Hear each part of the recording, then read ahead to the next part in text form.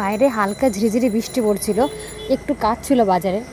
আর সামনে ভুট্টা দেখে তো লোভ সামলাতে পারিনি আমি আমার বোন, তো দাঁড়িয়ে দাঁড়িয়ে পড়লাম ভুট্টা নিতে। এই বছরে ফার্স্ট ভুট্টা খাচ্ছি। আর আমার বোন এখানে কী করছে, ভুট্টার সামনে যে চুলগুলো আছে, চুলি বলি আমরা, তো সেগুলোতে বেনুনি করছে। সত্যি ওর মাথায় বুদ্ধিও খেলে।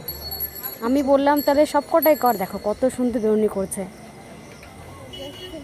তো তোমরা যদি আমার বোনের কাছ থেকে বেনুনি করতে চাও অবশ্যই জানিও, আমার বোনকে পাঠিয়ে দেবো। ভুট্টার বিনুনি কিন্তু সম্পূর্ণটাই করেছে, ও কিন্তু হাফ করে ছেড়ে যায়নি। যদি একটা গার্ডার থাকতো না, একদম সুন্দর হতো, যে নিত সে একদম বিনুনি করা ভুট্টা পেতো, একদম নতুন রকম ভুট্টা। আর একটু যদি ফুল থাকতো, একদম মাথায় গাজরা করে দিতাম, খুব সুন্দর। যাই হোক, ভুট্টার সাজসজ্জা হয়ে গেছে আর আমাদের ভুট্টা পুরানো হয়ে গেছে।